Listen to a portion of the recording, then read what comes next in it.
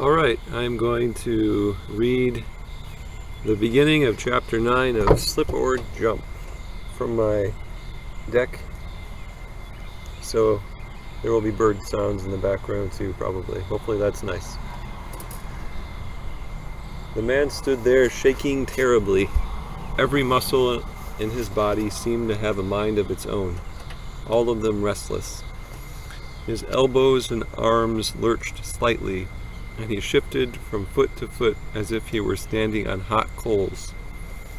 His head went back and forth, and his face grimaced over and over. When he sat at his steadiest, it looked like there was the beat of a song in his head that wouldn't go away. This sort of reprieve only lasted a few minutes before it got worse again. He was standing alone beside a brick wall outside of the only bar in the one stoplight town, looking off into space. A piece of cardboard was beside him, illuminated by the yellow light of a street lamp. On it was written in black marker, "Please, any money you can spare. I can't help myself." It was obvious that he suffered from a neurological disease. Sam had never seen anything sadder in his entire life. That could be me, he thought.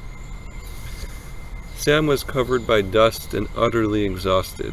He had just walked 24 miles, most of them in the hot sun, before reaching the little town in the middle of nowhere. It was just after dusk. His feet were numb, his back ached, and the big red 6 that he saw outside of the motel seemed more appealing than anything he had seen in a long time. He would have camped again if he'd seen a good spot, but his body was not used to operating without a bed, and therefore, after sleeping on the hard ground in the little patch of woods surrounded by pasture land, not much sounded better than a soft bed. But, nonetheless, he walked away from the bed and towards the person. He felt that he had no choice. "Hey man, how's it going?" Sam said, in as friendly of a tone as he could muster. "Oh, so, sober," said the man. "Let's get a drink and some food. I'll pay," Sam said. They went into the bar and got more drink than food, much more. So, I can never be quite sure if people believe me when I tell them that I have Parkinson's. Why? Because I'm winking the whole goddamn time. The man was incredibly high-spirited, and the light had revealed that he was younger than Sam had originally thought. His name was Jake. They were sitting at the bar. Sam smiled and shook his head. It seemed to take a great amount of effort for the man to get his voice started, and once he did, the words were slightly slurred, but he communicated effectively. His mind was obviously still strong. "You see," the man said, "people look at me and think that I've always been like this, but I haven't." He took a trembling drink of the half-filled beer that Sam had bought for him. Surprisingly, a Nirvana song was playing and not some twang-twang country song, which was nice. The place was dingy, but homey.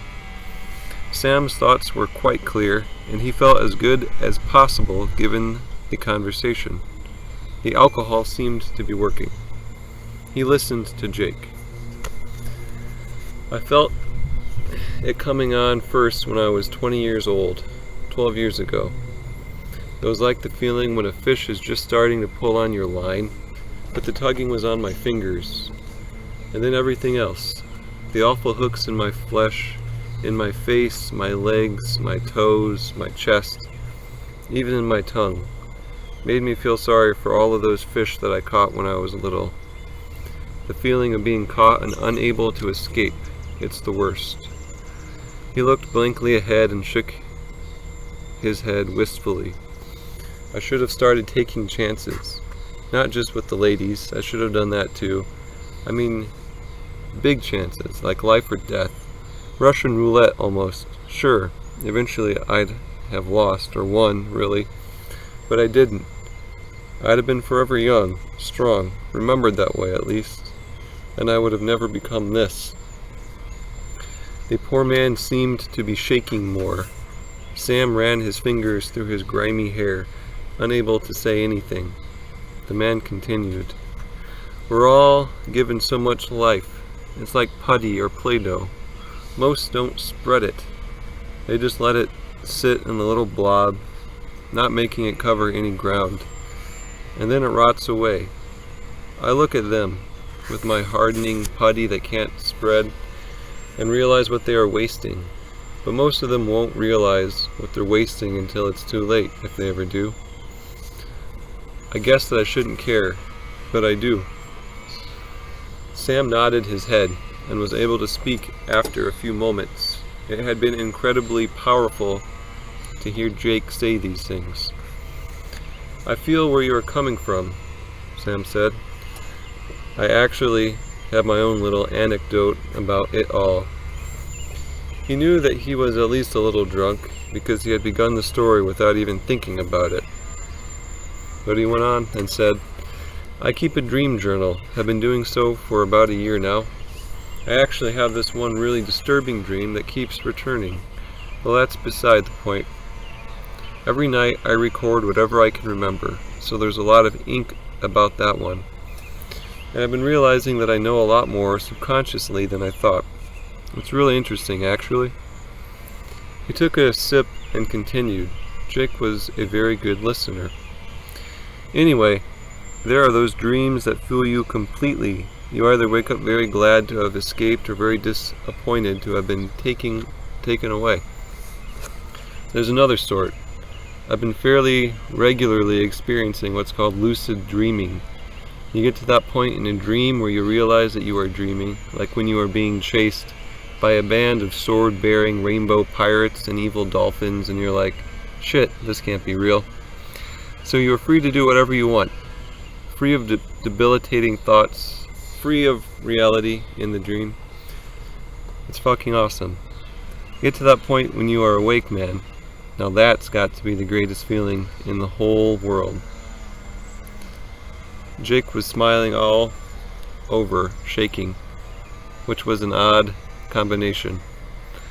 He said, "You know, the scary thing about dreams are that your mind has the power to create the whole scene. The rainbow pirates, whack dolphins, all that. Someone says something to you in a dream, but those words are created by your own brain. Now what if your mind has the power to create all of this too?" His shaking hand gestured to the bar scene. "Maybe I'm trying to hide from something, and have created all of this to do so. Are you really next to me? Or have I created you? Do I really have a nervous system disorder? A person can never die in a dream. Will I ever be able to die here? Will I suffer forever from dream to dream? That's scary." Sam had thought the same. "Jake, we should all do our best to create something beautiful then. That's the only answer." After a few moments of silence, Jake broke it like glass. "Man, look at us. We're a couple of poets or artists or something. And an artist cannot tolerate reality, or so says my man, Fried Rich." "Yeah, man, fry the rich," Jake said with a big, drunk smile on his face. "They are just as poor as us. Listen, in every person there's the man. In every prison there's the man, rather. I told this to the king, who knows nothing of prisons. And that man in the prison, I told the royal prick, forgets that he's a prisoner too." The king laughed at the fool who I had described. I laughed and knew that he had forgotten too.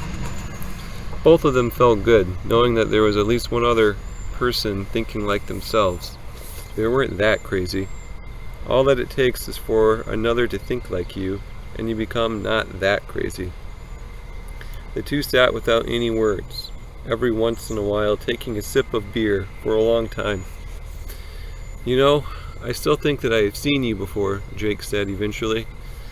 He had been insisting that he had seen Sam somewhere before, and was fairly sure that it had not been in a dream. "I don't know what to tell you, man." They both shrugged and continued to drink. It was to the point that the alcohol almost tasted good. A particularly intense seizure came over Jake, but he was not startled. Sam's wavy mind thought of the cells and things which made up Jake's brain, that a little problem in there had spread from one part to the next until it was evident in the whole of the body. On the television in the corner, there was a rocket ship being launched up toward space. Jake, there needs to be a revolution in you. Maybe things would be better. There just needs to be a revolution. We should not think the way we do. We should not allow ourselves to leave our cell until we think right. It's not fair to our creature.